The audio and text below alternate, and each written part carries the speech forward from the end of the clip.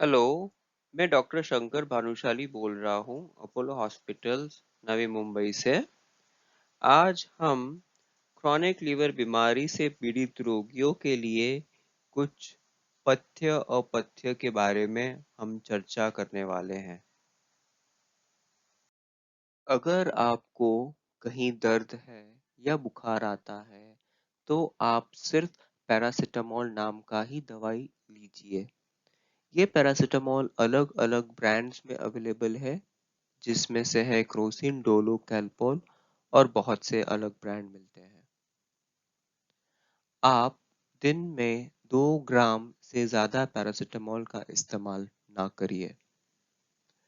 बहुत सारे दर्द की दवाइयाँ जो मेडिकल स्टोर पे, फार्मेसी पे ऐसे ही बिना प्रिस्क्रिप्शन के मिल जाती है, जैसे कि आइब्यूप्रोफेन है, डाइक्लोफेनेक है, एसिक्लोफेनेक, निमेसोलाइड, ये सब दवाइयाँ एक ग्रुप में आती हैं जिसे हम एनसेड्स बोलते हैं।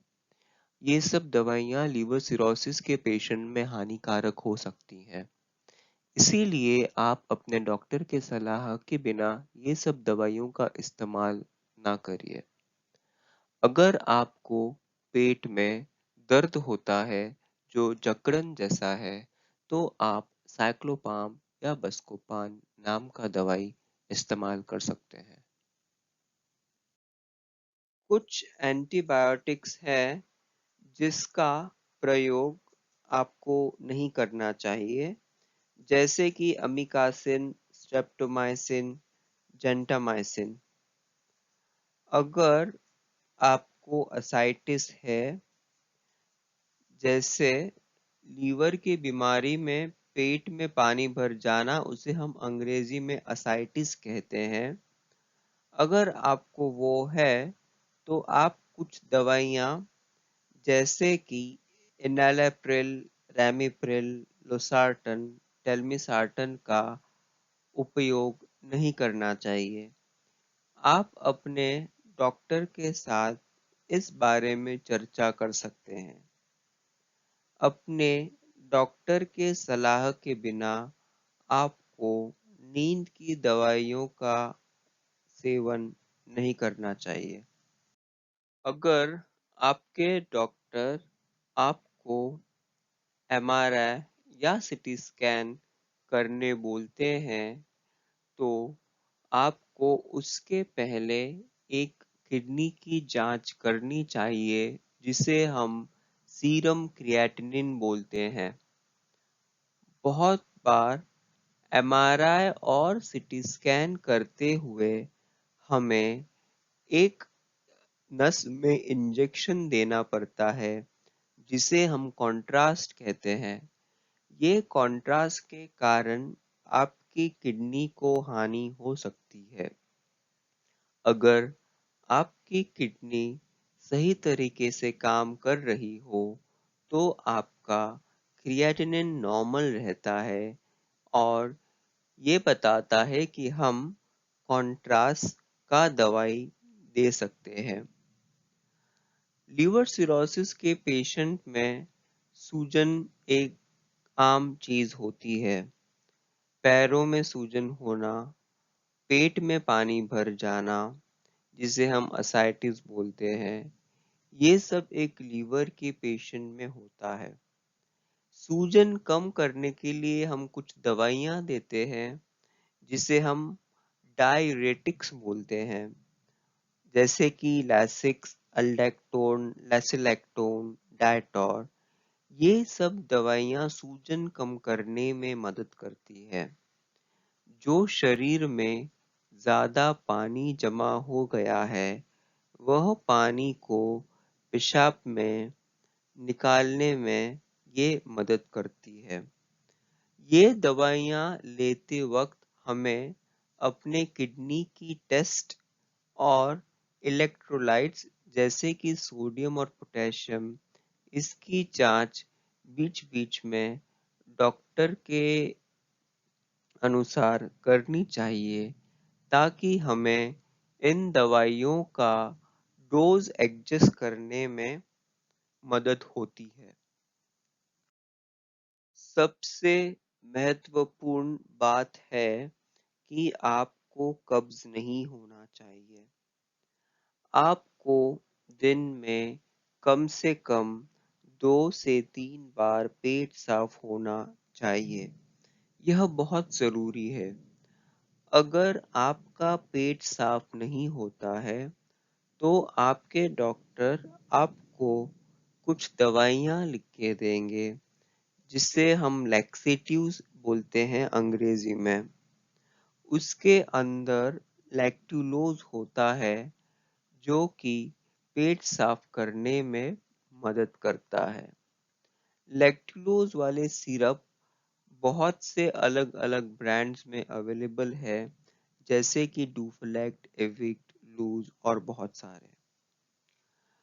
इनका डोज आप खुद से ही एडजस्ट कर सकते हैं।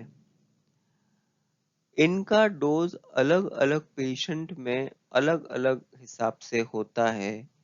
कोई पेशेंट को 10 ml से ही 2 से 3 बार पेट साफ हो सकता है और कोई पेशेंट को 50 ml से 2 से 3 बार साफ हो सकता है।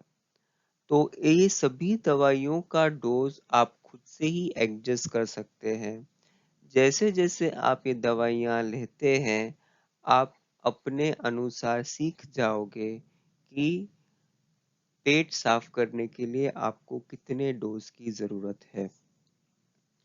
पेट साफ करना एक लीवर के पेशेंट में इसलिए ज़रूरी है, क्योंकि अगर पेट साफ नहीं होता हो, तो आपके शरीर में अमोनिया का मात्रा बढ़ जाता है। अमोनिया का मात्रा ज़्यादा बढ़ने से दिमाग पे असर होता है, जिसे हम हेपेटिक एनकेफेलोपैथी ऐसा बोलते हैं। ये दिमाग पे असर होने से पेशेंट ज़्यादा सोते हैं, या तो दिन में ज़्यादा सोते हैं, रात को जागते हैं। कभी-कभार हर एक काम में वो स्लो हो जाते हैं, धीमे हो जाते हैं और कभी-कभी उल्टा-फुल्टा बात भी कर सकते हैं। अगर ज़्यादा कंडीशन खराब होने से पेशेंट कोमा में भी जा सकते हैं। इसीलिए हम कहते हैं कि आपका पेट साफ होना बहुत ज़रूरी है। अगर आपको इनमें से कोई भी लक्षण है, तो आपको तुरंत अपने डॉक्टर से संपर्क करना चाहिए। बुखार, पेशाब कम हो जाना, अगर आपका मल काला आता है या खून की उल्टी होती है या पैर सूजकर लाल हो जाना, ये सब होने से आपको अपने डॉक्टर को कांटेक्ट करना बहुत ज़रूरी है। अगर आपको बुखार आता है, इसका मतलब आपको शरीर में कहीं पे इन्फेक्शन है। सिरोसिस के पेशेंट में इन्फेक्शन होना बहुत ही डेंजरस साबित हो सकता है। इसीलिए आपको बुखार होने से आप तुरंत अपने डॉक्टर को संपर्क करें। अगर आपको पेशाब कम होता है, इसका मतलब है या तो आपकी दवाइयाँ ठीक से नहीं एडजस्ट की गई हैं, या आपका किडनी पे असर हुआ है आपके लीवर के बीमारी के कारण। इसीलिए पेशाब कम होने से आपको तुरंत डॉक्टर के पास जाना चाहिए, जिससे आपको वो दवाइयाँ का डोज एडजस्ट करने में मदद करेंगे, और अगर कोई जांच करानी है तो आपसे वो जांच करवा लेंगे। अगर आपका मल काला आता है, आपको तुरंत डॉक्टर को बताना चाहिए, क्योंकि काला रंग आने का मतलब है कि आपको कहीं से ब्लीडिंग हो रही है, पेट में या इंटेस्टाइन में, यानी कि आंतड़ियों में। ब्लीडिंग होने के कारण मल का रंग काला होता है। लीवर सिरोसिस के पेशेंट में सिरोसिस के कारण जो हमारा अन्न नली है उसके नीचे कुछ नसें फूल जाती है। वो नसें फूल जाने से उसमें प्रेशर बढ़ जाता है और एक लेवल के ऊपर प्रेशर जाने से नसें फट सकती है, जिसके कारण आपको खून का उल्टी होता है। इसीलिए ये होने से आपको तुरंत ही अपने डॉक्टर से संपर्क करना है। अगर आपके पैर सूज गए हैं और दर्द करते हैं और लाल भी हुए हैं, इसका मतलब है कि आपके पैरों में इन्फेक्शन हुआ है, जिसे हम अंग्रेजी में सेल्यूलाइटिस कहते हैं और उसे दवाई देना या ट्रीट करना बहुत ज़रूरी होता है। इसीलिए ये जो हमने बात कही है, इनमें से कोई भी अगर आपको लक्षणें दिखते हैं, तो आप तुरंत अपने डॉक्टर से कांटेक्ट करिए। जैसे आपके डॉक्टर आपको बताते हैं कि आपको अपने पेट की सोनोग्राफी और एक खून की जांच, जिसे हम अल्फा फीटोप्रोटीन कहते हैं, वो आपको हर 6-6 महीने करानी चाहिए। लीवर सिरोसिस के पेशेंट में लीवर के कैंसर होने की आशंका होती है। ये कैंसर हमें जल्दी पकड़ में आए, यही कोशिश करनी चाहिए। इसीलिए हमें हर 6 महीने आपकी अल्फा फीटोप्रोटीन नाम की ब्लड टेस्ट और आपकी पेट की सोनोग्राफी करानी ज़रूरी है। कोविड-19 के महामारी होते हुए आपको अपनी ब्लड टेस्ट और जो स्कैन है, जैसे कि अल्ट्रासाउंड स्कैन है, वो आपको घबराहट के कारण टालनी नहीं चाहिए। आपका ट्रीटमेंट आपके ब्लड के रिपोर्ट्स माने खून के रिपोर्ट्स के ऊपर ही निर्भर है। इसीलिए आपको ये टालना नहीं चाहिए और डॉक्टर के अनुसार जैसे-जैसे वो जो टेस्ट बताते हैं, वो आपको रेगुलर तरीके से करनी चाहिए। केवल उबालकर ठंडा किया हुआ पानी ही पिएं। पानी उबालते समय 10 मिनट तक उबालें, उसे आप ठंडा कर कर पी सकते हैं। बाहर का खाना न खाएं। यदि आप बाहर का खाते हैं तो सिर्फ पूरा पका हुआ ही खाएं। पॉसिबल हो तो आपको सिर्फ घर का ताज़ा बनाया हुआ गरम खाना ही खाना चाहिए। अगर लीवर सिरोसिस के कारण पेट में पानी है या पैरों में सूजन है, तो आपको नमक की मात्रा खाने में कम करनी चाहिए। आपको सभी नमकीन चीज़ें खाना छोड़ देनी चाहिए। आपको बेकरी के जो पदार्थ हैं, उसे खाना बंद कर देना चाहिए। भोजन पकाते समय उसमें नमक न डालें। 1 ग्राम नमक की 2 पुड़िया टोटल 2 ग्राम माने पेशेंट के हाथ में दे दीजिए और आवश्यकता के अनुसार पेशेंट उसको उपयोग करेगा। पूरे दिन में जैसे पेशेंट को चाहिए, अपने अनुसार वो 2 पूड़ियों में से नमक डाल सकता है। भोजन में स्वाद लाने के लिए हल्का तीखा नींबू, इमली का प्रयोग आप कर सकते हैं। जो खाने की पदार्थ में जो प्रिजर्वेटिव होते हैं, वो आप पदार्थ न खाइए। जैसे कि हम जो सॉस या केचप बोलते हैं, जाम है, रेडीमेड जो जूसेस अवेलेबल है या रेडीमेड सूप है, इन सभी चीज़ों में प्रिजर्वेटिव होता है। आपको ये सब चीज़ें नहीं लेनी चाहिए।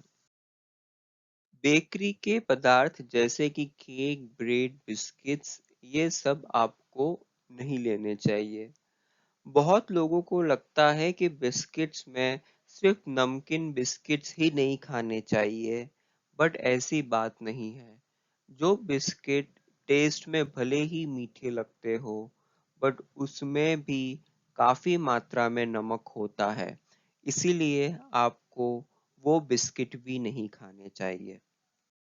रात को सोने से पहले आप थोड़ा सा नाश्ता कर सकते हैं।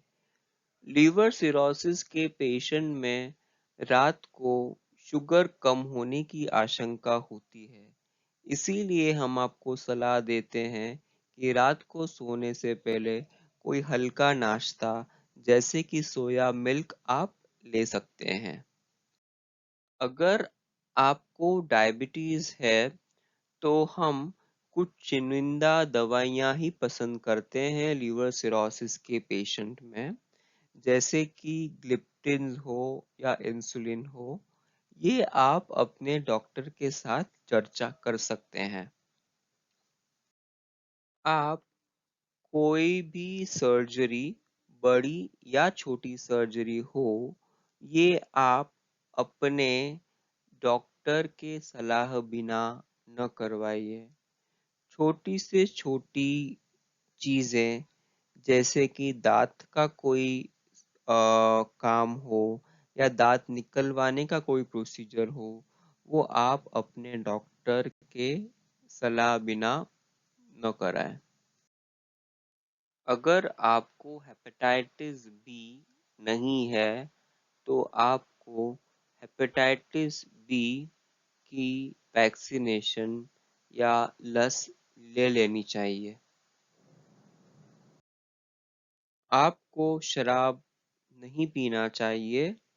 शराब के कारण लीवर और खराब हो सकता है और आपकी बीमारी और बढ़ सकती है, इसीलिए शराब न लें। धन्यवाद।